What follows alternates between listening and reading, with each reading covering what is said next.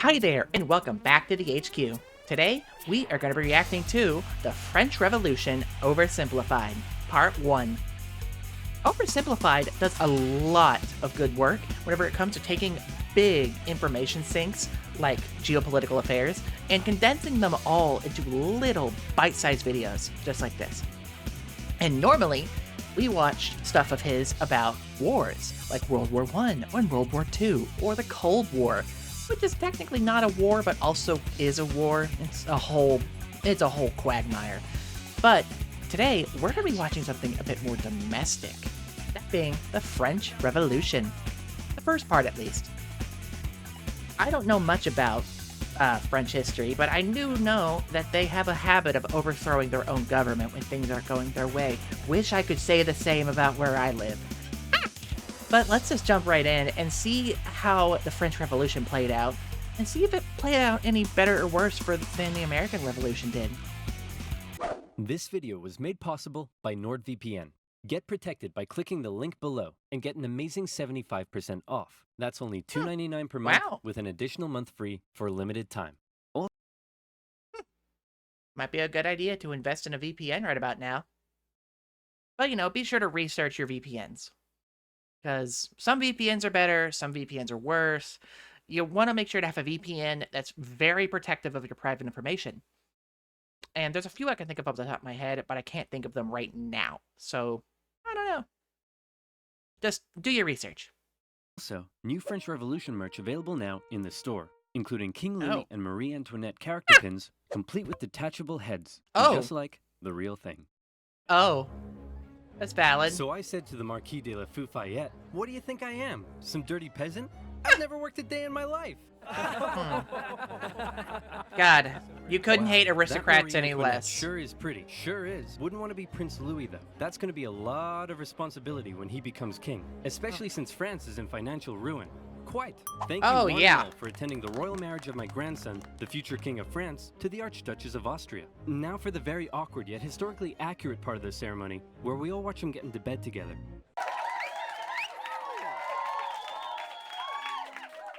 All right, now that's out of the way, let's leave the royal couple to it. You better give us an heir, you fat, ill-bred boy.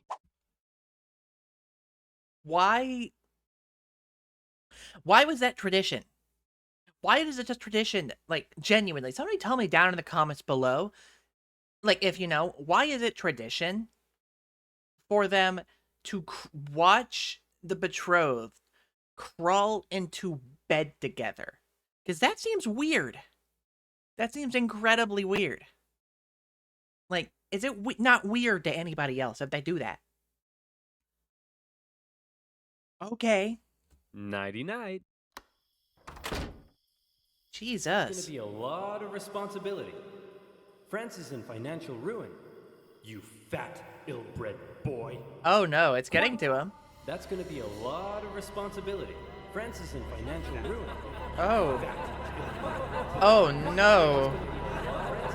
Oh, that's just...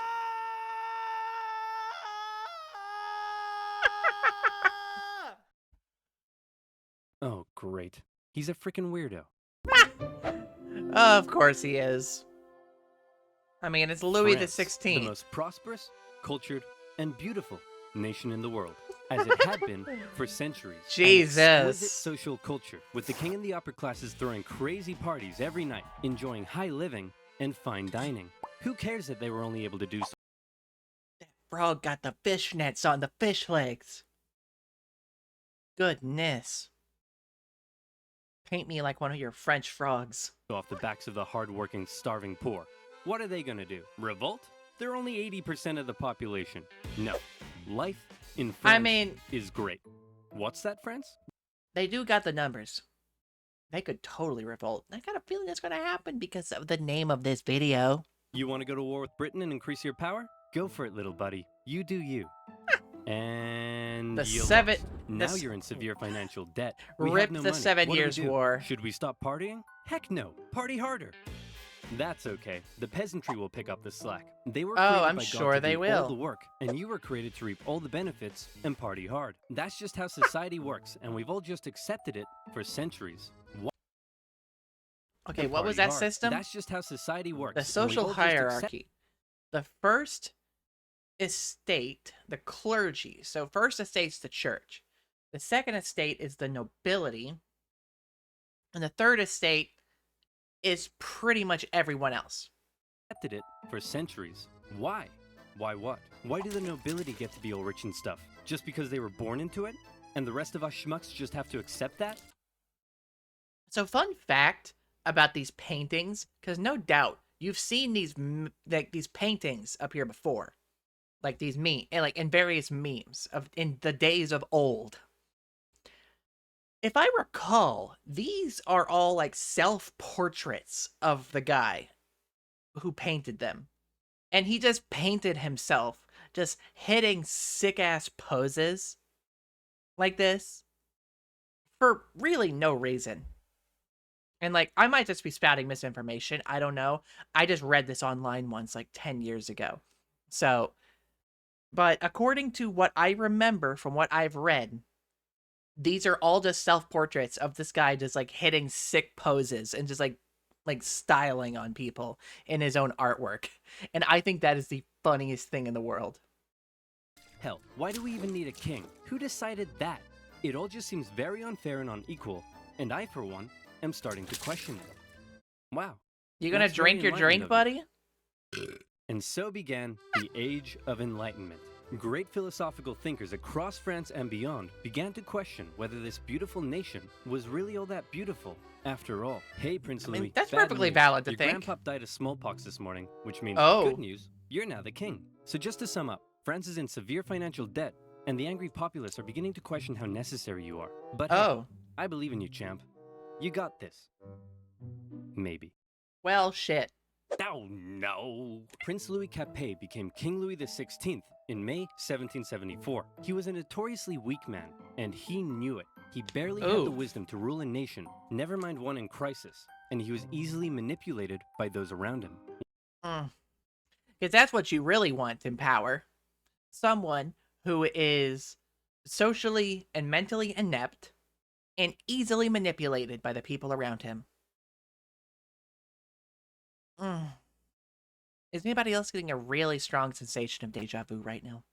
One of his first acts was to try to get revenge on the British by financing their American colony's revolution. Hey, we're an independent nation now. That was real swell of you, Louis. Couldn't have done it without you. Glad I could help. So hey, about all that money we lent you, when can we get that back? Yep, you're a great guy. I'll never forget what you've done for us. Real glad I could help, friend, but about that money, gotta go now, chum. Best of luck to you. Oh, no. And now France was in even more debt.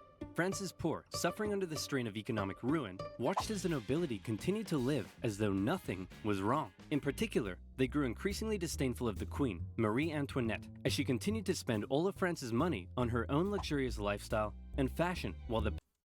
Oh, God, talk about tone deaf. Talk about tone deaf. Like, imagine, like, seeing your country in financial ruin, and you're just like, give me all the makeup. Give me all of it. Like, dog, maybe you should, focus on, I don't know, not appearing like the most choppable head in the ball. Peasants were breaking their backs in the fields. She was walking around like, hey, my hair is a boat. I'm not making that up. Her hair really was a boat.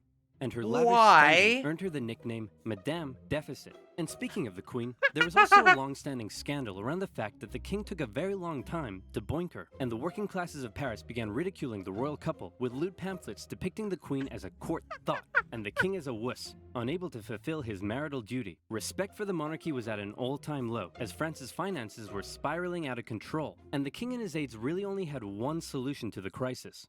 I mean... Oh, yeah, because taxing the poor has always worked out well.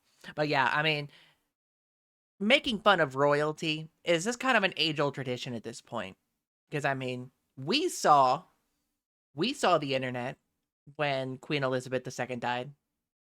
We all saw. But yeah, you know, dogging on the royalty is always just an age-old tradition. Tax the poor. Tax the poor. We could do a sexy calendar shoot. I mean, tax the poor. Should I make a sexy calendar? I totally could. Maybe I should. 2027, here I come. And so it was. The poor, who were already struggling to make ends meet, found themselves being taxed from every direction. Hey, I'm the royal tax collector. Looks like you've yet to pay your income tax, head tax. By the way, how many windows you got in that house of yours? 3? Oof, yep. There's gonna be a tax for that. Hey, what? Your local priest here. Why Have a you paid tax? the church tithe yet? Well, at least this one is going to the good work of God. Is it? Sure. I don't think so. I think Yeah. this year, God wants me to buy a new swimming pool.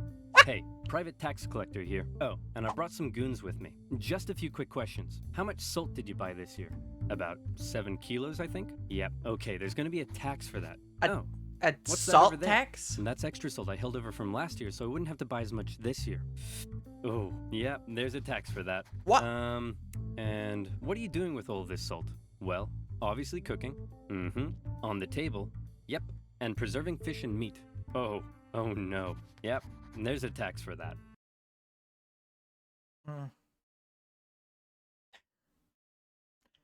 I can't say how much enough I hate taxation.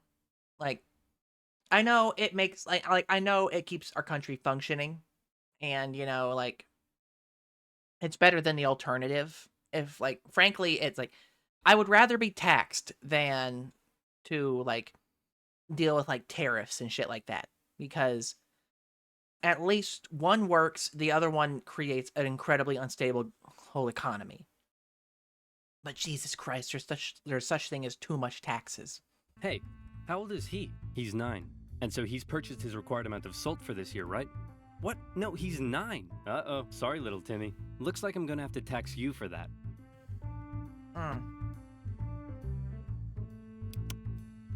Yep. Salty. There's gonna be a tax for that. And that's not all. A huge portion of the peasants' harvest had to be given up. And there was also the labor tax, where peasants were required to work a certain number of days for their local lord without pay. Obviously, people weren't too happy with these taxation Yeah, policies, at that point, and the I'd be aggressive like, nature of these private tax farmers sometimes even escalated to violence. In particular, though, the people really hated how inconsistent the taxation rules were across the nation, and also the fact that the first 2 estates often had to pay very little, if any tax at all. And so, the anger continued to grow. France had a population that was just about ready to explode. Good on them. They should. What could push them over the edge? How about a touch of natural disaster? A series of harsh summers and winters left the peasants' harvests in ruin. Meaning Yeah, they had that'll no do food it. or money, and That the will cost do of it. bread skyrocketed. Of course, the upper classes had massive stocks of grain and wheat, so they were virtually untouched by this new crisis. But now the poor they would were be, starving, like- and they began to riot. Good. Like at that point, if it reaches that level, get out there in the streets. Like, goodness. Women took to the streets. Bakeries were raided, and bakers suspected of keeping bread for themselves were sometimes even hanged. Wow, this is really getting out of control. Goodness. Your Majesty, we need some decisive action. You need to step up and lead us. What will you do? Okay, I've got this. I know. I'll summon the Estates General, and they'll decide what to do. You really are a fat, ill-bred boy. The Estates General was the closest thing France had to a government, apart from the king. It was a purely advisory body, and was rarely summoned. In fact, it hadn't been summoned for 175 years prior to this. Okay, what kind of use could a government body be if it gets summoned like once every other century? How useful can it really be? Like at that point, like I know like at this point in time, like America is a very early concept, but I feel like a lot of people should be looking to, across the pond at this point for the correct system of governance. But with France in a severe crisis, the king felt the time was right Having to call on make the a government whole to new help. board. The Estates General was made up of representatives from the 3 estates, that is, the clergy, the nobility, and everybody else. Okay, thanks for coming, everyone. The first order of business is regarding the clergy and nobility. You all get brand new Porsches. You get a Porsche, and you get a Porsche, and you get a Porsche. Everybody gets a Porsche. And now into the second order of business. France is completely out of money. Like, It's never been this bad before. Anyone got any ideas? How about we all get Fucking Lamborghinis rip. next time? The king decided that in order to make a decision, they had to come up with a voting system. Okay, the clergy. You have a population of 130,000, so you'll get 1 vote. The nobility. You have a population of 350,000, so you'll also get 1 vote. And the third estate. You have a population of 27 million people and make up 98% of the population. Very impressive. You'll get 1 vote.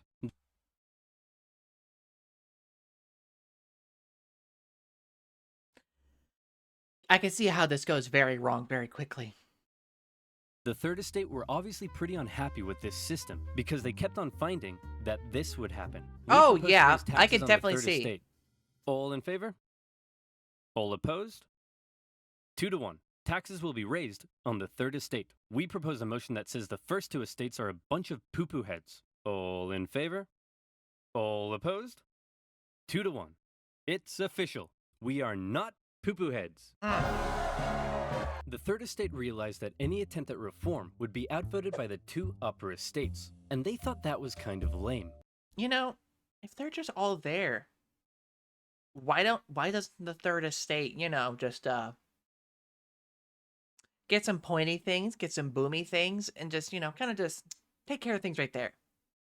I'm sure it would work out just fine. I'm sure. So they decided that since they were 98% of the population, they could go off to form their own government, make their own laws, and take over the running of the country. And so, the National Assembly was born. The third estate was now in control, and there was nothing the king could do to stop. Haha! I've locked you all out of your building. What are you gonna do about it? We'll probably go find a different building that isn't locked. Oh, no! The National Assembly did find another unlocked building, just down the road, an indoor tennis court. On the 20th of June, 1789, they all took the tennis court oath, pledging to continue meeting until the king finally gave in to their demands for more equality and economic reform. This new National Assembly included many of the most educated members of the Third Estate, including 2 young lawyers by the names of Maximilien Robespierre and Georges Danton. That first one's a name I know quite well. Some members of the first 2 estates even joined their cause. Some of these men formed a radical new political party called the Jacobin Club and quickly became leading figures. While many members of the Third Estate simply wanted more equality, a growing number in this Jacobin faction would begin calling for something even crazier: the removal of the king entirely. I mean, at that point, like, removal of the monarchy in its entirety, it does seem valid because at this point, all the monarchy has really succeeded in doing is driving the country into unescapable debt and making it to where everybody's poor and miserable. So at this point, you just get rid of the monarchy and replace it with like an election-style government, like a governance, like a republic or a democracy or something, and you're good. You're good. And this is where fear began to take hold. Oh. With such a volatile situation developing, everyone was afraid of something. The king feared his position was under threat, and he called in the military to take position around Paris. Oh, that's always smart. The gathering military force, and they feared the king was planning to round them up and arrest them. Maybe he'd even execute them. It also didn't help that the king had just dismissed France's popular finance minister, who had been trying to make reforms himself. It seemed the king was done negotiating. Fear, left unchecked, often boils over into anger. Oh, anger yeah. Detonates with violence. The angry people It do of be Paris, happening that after way. centuries of cruel inequality, harsh oppression, even starvation, fearful of having their new movement for reform demolished so soon, decided that it was now or never to take action. Screw reform. They decided they'd do one better. How about revolution? Well, I mean, they did just help one country revolt against their neighbors to the north.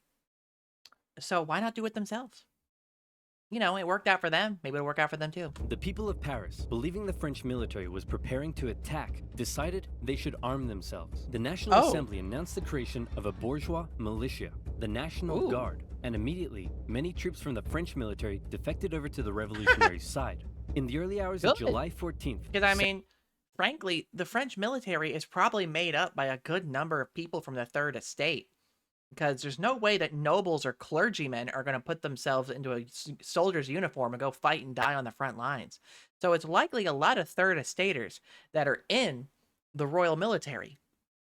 So it's only natural that they'd switch sides. 1789, a large crowd stormed and raided the Hôtel des Invalides, a military hospital where they were able to secure a large number of rifles. The bad news was they weren't able to find any gunpowder for their new weapons. The good news was they knew exactly where to get some. That is a pretty crucial resource for a gun. Symbol of royal tyranny towering over Paris, the Bastille. Mid-morning, the crowd gathered around the Bastille and demanded that the man in charge, Governor Delaunay, surrender the prison and hand over the gunpowder. Obviously, and looks like Governor a man who's Delaunay not was going to surrender. No way. So he stalled for time by inviting a few members of the crowd in for negotiations. The crowd, still waiting outside, quickly became impatient, and before long, they stormed the fortress, taking on the French troops inside. Your Majesty, we've received word that the people have surrounded the Bastille. Governor Delaunay will hold them off. No need to worry. Actually, Your Majesty, it appears the crowd is now headed away from the Bastille. You see? What did I tell you? Clearly, Governor Delaunay has defeated them and has them on the run. No need to worry. Your Majesty, isn't that Governor Delaunay's head on a pike? Well, clearly, Governor Delaunay has taken on the form of a bodiless pike-head deity, and the people are so enamored with him, they're parading him around the city. No need to worry at all. When the National Assembly heard about the violence that had taken place, they had two options. Either one, they denounce it and try to carry on the revolution using peaceful means, or two, they say, damn, you stuck his head on a pike? That's pretty hardcore. That is pretty hardcore. And I'd say option 2, because option 1 clearly wasn't working out for them all that well. And we love it. Incidentally, they went with option number 2. Some historians believe this reaction paved the way for the utter violence and bloodshed that would become the legacy of the French Revolution. This widespread acceptance of violence this is why you don't fuck with the French. Is also largely credited to the writings of a certain Jean-Paul Marat, a man of science with a horrible skin condition that kept him confined to a bathtub. He began writing a radical newspaper he affectionately named The Friend of the People. What kind of skin condition could he have to keep him, like, confined to a bathtub like that? Citizens of France, be very afraid. Given the chance, the king and the nobility won't hesitate to massacre us all. The solution is simple. Execute them. Kill every last one of them. Cut off 1,000 heads, and if that's not enough, cut off 1,000 more. Oh, hey, Mr. Squeaky. What are you doing down there? My man's kind of a nut. Oh, I love you too, Mr. Squeaky. He's kind of a nut. Now, where was I? Oh, yeah. Kill them all. It became one of the most popular publications in Paris during the Revolution and succeeded in spreading ever-increasing fear and anger among the people. In August, leaders of the National Assembly, with help from a certain Thomas Jefferson, adopted the Declaration of the Rights of Man and of the Citizen, an incredible document that... That is a mouthful of a document. Like, the Declaration of Independence is a very nicely worded document. That men's rights and the right of citizen, like, that is a very wordy documentation. You might want to condense that, make a nice little acronym out of it. Guaranteed liberty and equal rights to all men. And when I say men, I mean men. Despite its glaring shortcomings in gender equality, the massively influential Declaration Thomas was going Jefferson. to inspire the struggle for liberty and equality across the planet for centuries. However, back in France, the vast majority of the people weren't really so concerned with enlightened ideas of equality as much as they were concerned with the fact that they were still starving. Bread was still expensive as hell and hard to come by. The people felt that one reason nothing had been done yet about the crisis was because the king simply couldn't see the problem. He lived in Versailles, a full 20 kilometers southwest of Paris, and as a result, lived in comfort, separated from his dirty, stinking subjects. Yeah, that will do it. Like, someone lives far enough away from a problem, then they're just not going to see a problem. They're just not going to. So, make them see the problem, and if that doesn't change, well, I mean, we all know where this is going, I'm sure, based on previous behavior. So, you know, either way. On October 5th, a crowd of women, 7,000 strong, decided they'd do something unprecedented. They decided they'd remove that separation and confront the king directly. The women marched all the way to the king's palace in Versailles. Along the way, the crowd continued to grow into the tens of thousands, and when they arrived, they demanded an audience with the king. What are those things outside the palace? They're poor people, Your Majesty. That's Why is poor it people? bird They cage? say they're hungry. Hungry? Then let them eat cake. Wow.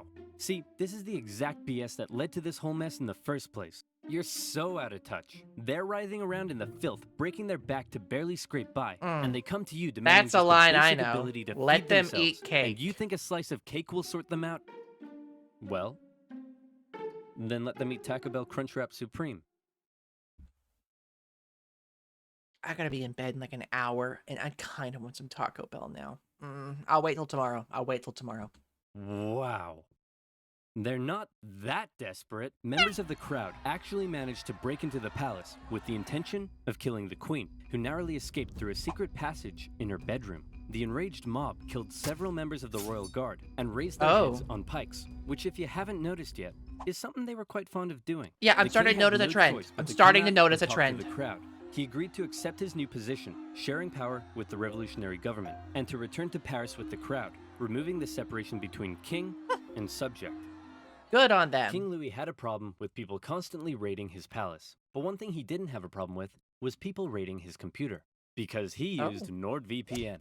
Oh! Like me, you don't like hackers stealing your data, password, bank deets, and girlfriend, then you need to check out NordVPN. With over 5,000 servers in 60 countries, it allows you to surf the net anonymously and safely with no personal data logging. Oh, really? Tell me more. You can take a trip to a server in Japan with just the click of a button. And while you're there, why not check out some sweet Japanese Netflix?